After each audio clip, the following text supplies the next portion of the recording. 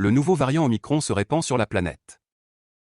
Suite à la découverte, le 11 novembre, d'un nouveau variant sud-africain du Covid-19, l'Organisation mondiale de la santé, OMS, tiendra, ce vendredi, une réunion pour en déterminer la dangerosité.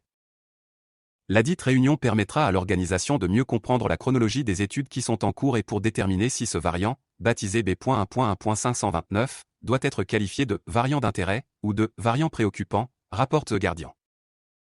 À ce sujet, la responsable technique de l'OMS pour le Covid-19, Maria Van Kerkhove, citée par la même source, a déclaré lors d'un point de presse, jeudi, que « nous ne savons pas encore grand-chose à ce sujet.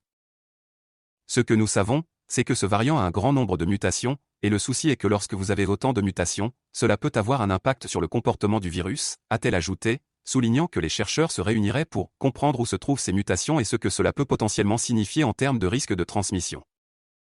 De son côté, le porte-parole de l'OMS, Christian Lindmeier, a expliqué qu'il faudra plusieurs semaines pour comprendre le niveau de transmissibilité et de virulence du nouveau variant.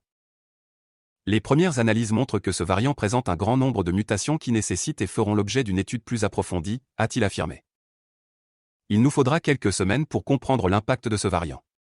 Les chercheurs travaillent pour mieux comprendre les mutations et ce qu'elles pourraient signifier en termes de transmissibilité ou de virulence du variant, et quels pourraient être les effets sur les outils de diagnostic, les traitements et les vaccins, a-t-il fait savoir.